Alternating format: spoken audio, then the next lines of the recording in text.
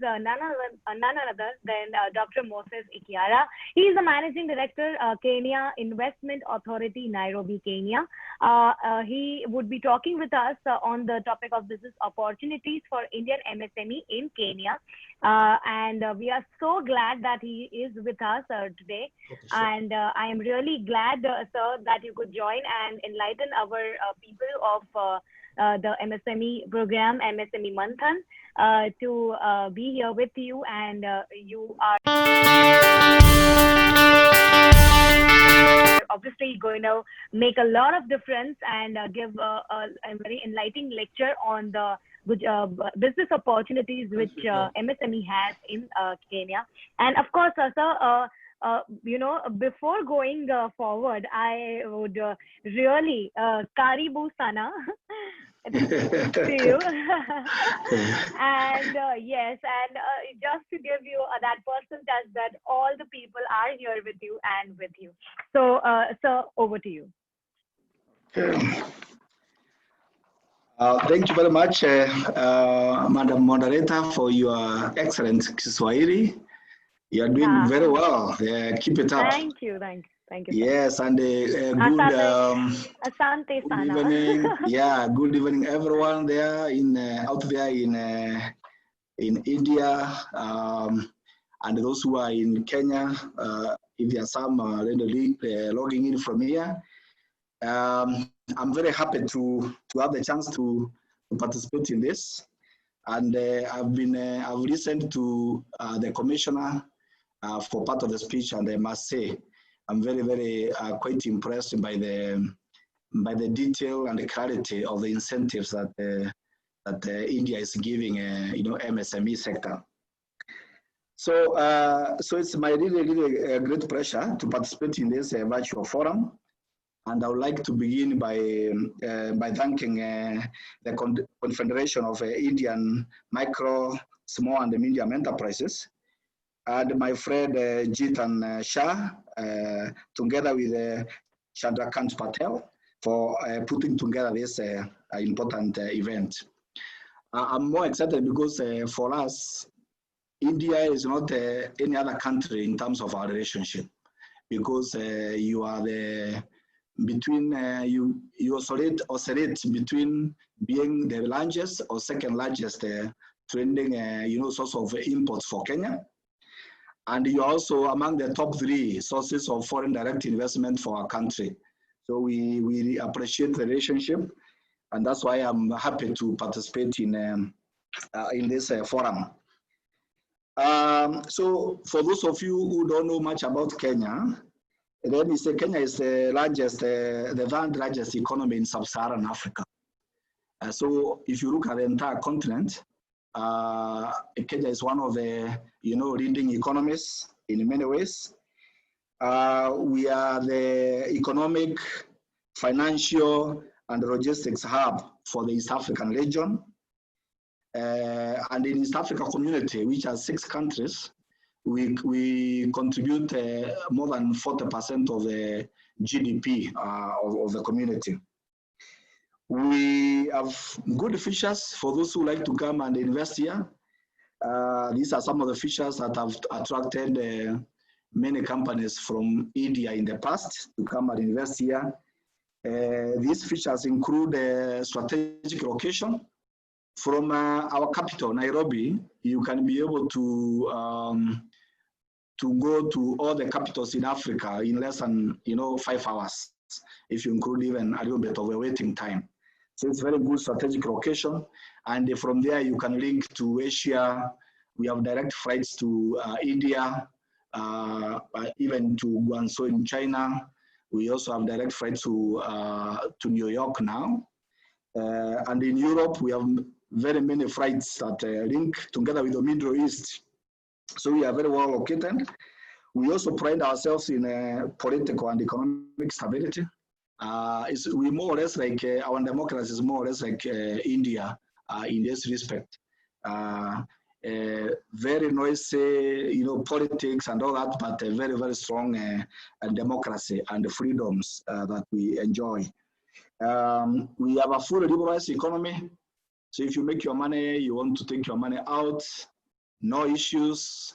Our foreign exchange cover at the central bank is, the last time I checked recently, was more than close to 7 months of import requirement for our country. And you can get foreign currency without any problems at all. We also have a very large domestic consumer market. If you look at the African Development Bank, they will tell you the whole of Africa, in terms of the share of population, which is middle class, then you'll find Kenya at the very top. So, and you know, for many of you and business people, you know, the middle class represents effective purchasing power. So I think we have a very good consumer market. And then we have, we are number 1 in Africa on the quality and the productivity of labor. And I can actually be proud to say, if you combine the cost of labor and the productivity of labor, you get an index. Then we actually are almost competing with India in that combined indicator. So it's a good region that we would like you to come consider to do business with, and even you know, invest here. Our economy is strong. Right now it's $100 billion in size. 100 billion, that's the size of GDP. We have a per capita income of slightly above $2,000, and we are targeting by 2030 to have reached at least 3,000 USD, and also to have pulled all the Kenyans from below the poverty line, so that you know, that's a way of eliminating poverty. And that's why I'm happy to engage you, because if you come do business with us, you come and invest here, we are likely to reach that target much faster. Over the last 10 years, on average, we've grown about 5.6 every year. But we are targeting to grow double digit. That is at least 10%. So that is our ambition. And this is our strategy. Everything we are doing is focusing to getting there. We've improved registrations. So it's easy to do business in Kenya. You can register a company in less than a day. You do most of it digitally, and many other processes are okay. That is why we have improved in the World Bank ease of doing business index to 56 now, 56 out of globally. In 2012 we were 170. To come from 170 to 56, there are not many other countries that have made such huge improvement within the same timeline, and we are continuing to improve that. Let me also say on financial inclusion, and this is where we know India is very well known for its ICT innovation and prowess, and the Kenyans we are the giant on ICT on this side of the world. So because of mobile money, for the last 5 years, we've been number 1 in the world in financial inclusion. Number 1 in the world, according to the data from Brookings Institution in Washington, DC. We've also, under the Global Competitiveness Index, we've just recently ranked number 1 globally in the protection of minority investors. So you can see we take care of small companies. We know that is where they have a lot of advantages. So coming to MSME ecosystem in Kenya, we know this is the sector to create an inclusive economy by bringing small players into the economy and into the value chains. It is a sector that is contributing now more than 3/4, more than 75% of all new jobs. All the jobs that are coming up are created in this MSME sector. Even though contributing to GDP is only about 30%, but the jobs, which is a major priority for our country, because you know, if you don't give youth jobs, then you can get a socio-political instability. So we like the sector because of its ability to create employment. In Kenya, for us an MSME, ranges from a company that is creating one job up to 99 employees, 1 to 99 employees, and with a turnover of up to or less than US dollars 500,000 or $500,000, 0.5 million.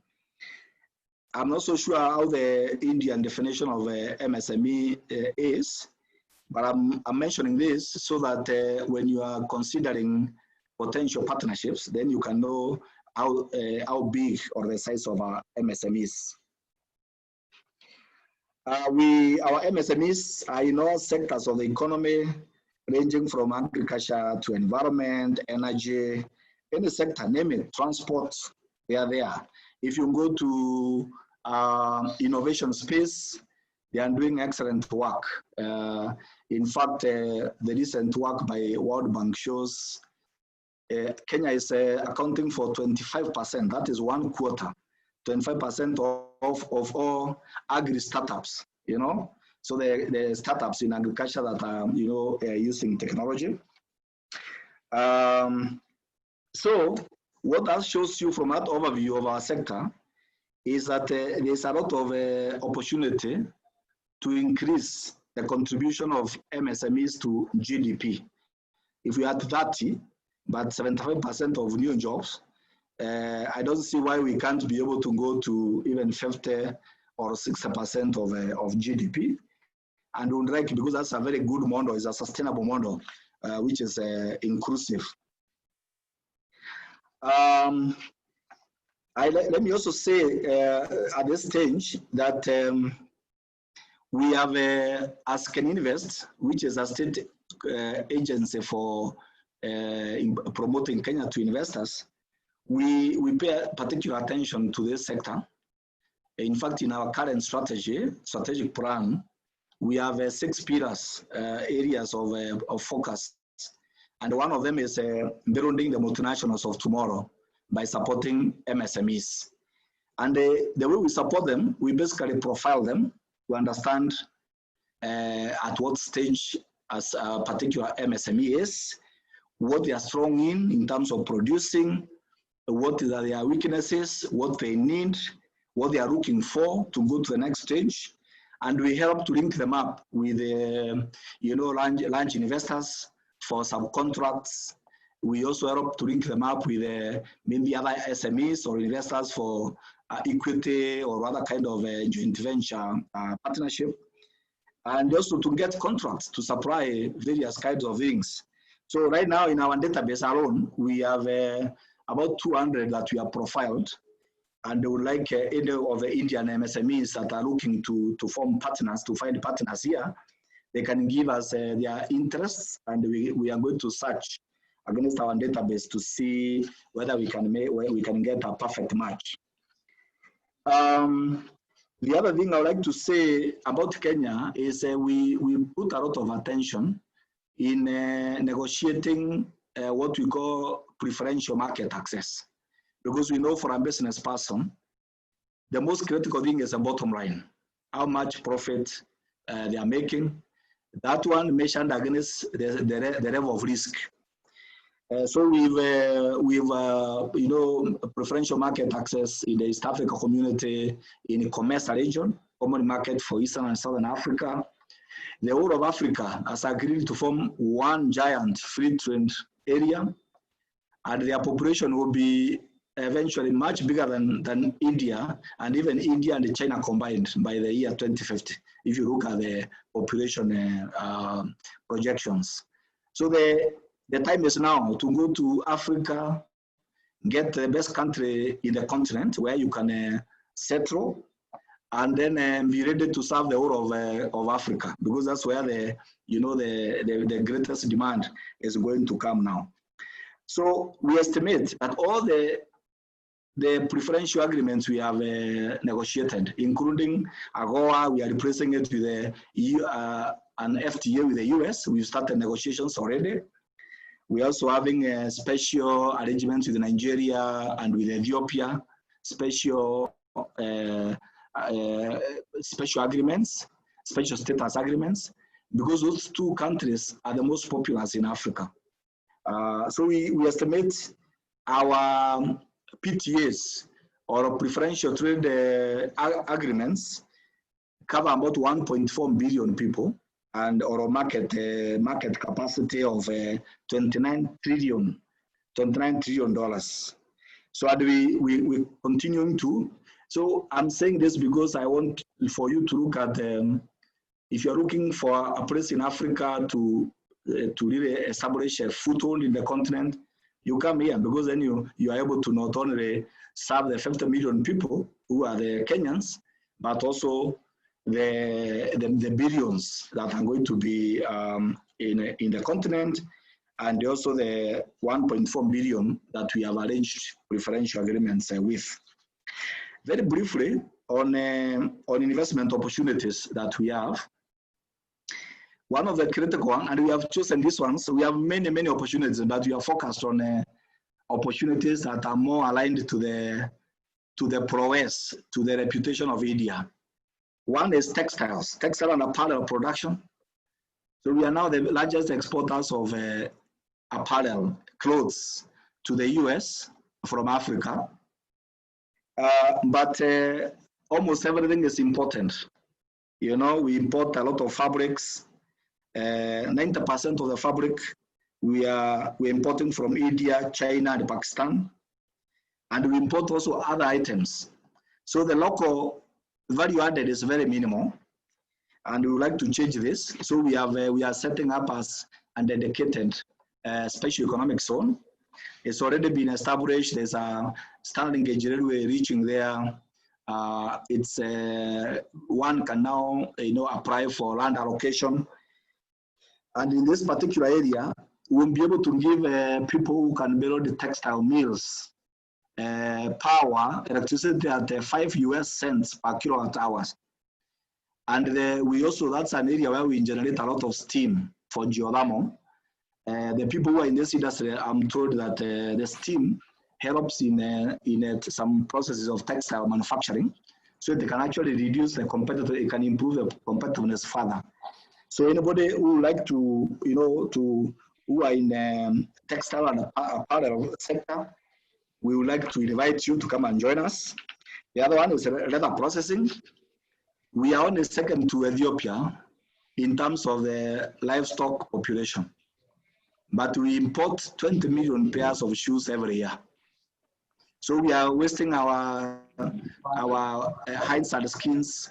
We would like to turn around and do import substitution, process the leather, and make garments like shoes and handbags and other items.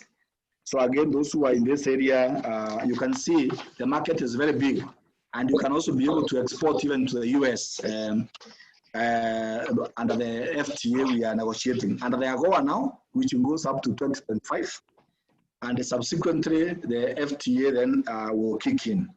The other one is the manufacture of construction materials and equipment. We are aiming to build at least 500,000 affordable housing units by the end of 2022. That shows you, together with the roads we are constructing, bridges and so many other things, office blocks. There's so much demand there's so much construction going on, and the demand for construction material is also very, very strong. On commercial agricultural production, the focus there is to increase productivity on our farms. So fertilizers manufacturing, irrigation, water harvesting and management technologies, even water reuse, recycling will be fantastic things to bring in. Then we also seed, manufacture of seed, good quality seed. It is a major problem, either from potatoes to many value chains. Seed is a big business here. Cold storage infrastructure, efficient distribution, agriculture insurance, and many others. Then in the processing, adding value, packaging, from meat to fruits, vegetables, name it.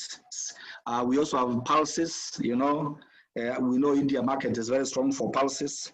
So I don't see why we cannot come and build very, very strong value chains in that area. On pharmaceuticals, again, a very strong sector for India. I think we're relying so much on important medicines, and the COVID has demonstrated to us that every country needs to have a substantial domestic production capacity. And so we are looking to invite people to come and process locally available sugar, sodium chloride, ethanol to pharmaceutical products. Then medical manufacture of medical supplies, such as syringes, catheters, and then medical equipment for this, our market and the regional market and for the whole of Africa. Then on ICT, ICT equipment and services, we have what we call Silicon Savannah. We have 5,000 acres of land available for you, only 50 kilometers from Nairobi CBD, this is the capital city. We are building a Silicon Savannah there. So you can do anything, R&D, innovative work in ICT or support infrastructure. And we are giving land on very, very competitive terms in terms of leases. The city is already more than 25 investors have applied for land and they have been allocated. So some work is going on already. So we know India and the contribution it has made to the original Silicon City in the US. And we'd like to invite you to come and do a similar contribution here. So as I come to conclusion, it's basically to tell you then, I've just told you what Kenya has to offer in terms of advantages, location, our focus on the quality of business environment. We have a super business ecosystem. In fact, if you come now in this country, you can have a different Indian meal every evening, every night, because we have so many Indian restaurants and they make fantastic food. So you won't feel like you are missing home. We also have a big population of population who come originally from India.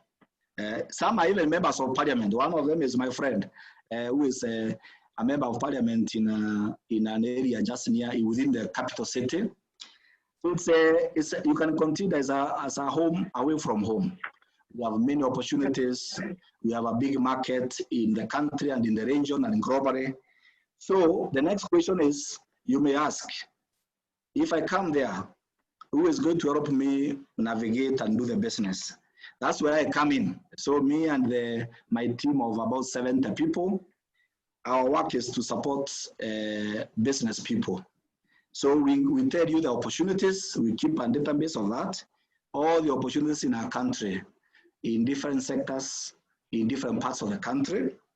And then we also keep a database of Kenyan investors who are looking for partners. So we can be able to help you find a partner. If you're also looking for a partner in Kenya, you can take your profile and help to get somebody who fits what you are looking for. We also, the moment you find what you are looking for, we facilitate to help you to settle down. So to get licenses and permits. We have a one-stop shop, which is under our organization. So you can do everything from our office. Register a company, apply, start an environmental impact assessment if you are doing a manufacturing project or other projects that require environmental impact assessment. You can get other permits. You can apply for work permit, apply for connection to power, all this. So we can do that from us. And I would like to say, we also have the right attitude, because for us, we say the investor is king. The investor is king or a queen. So if you come and invest here, this is how we are going to treat you, like king or a queen, so that you're able to do your business quickly. So we work very closely with the Indian embassy in Nairobi. Yeah? They are our friends.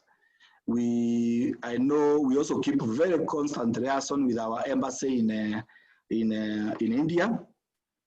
And so that one, then together with our friends like G10 and others who are learning various business associations, I can tell you between all of us, we can give you first class and very, very top world class facilitation. So let me stop here by once again thanking the team that has put this together.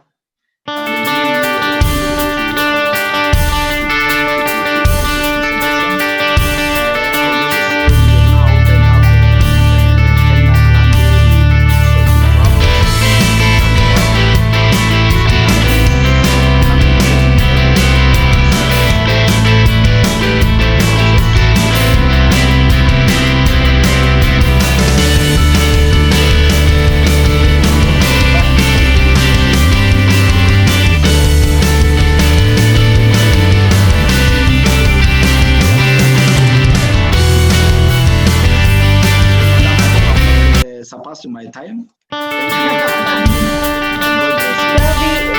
loved you, as in the way the business opportunity you told us in Kenya, and of course we are so glad that you have been here with us in this webinar, and I am really glad that we could have asked you questions, but of course we would forward you whatever we have got right now in the Q&A session, because we are running a little late, but that's fine. But we are really glad that you told us the opportunities in Kenya as a whole, and I'm really very glad that you were with us here. So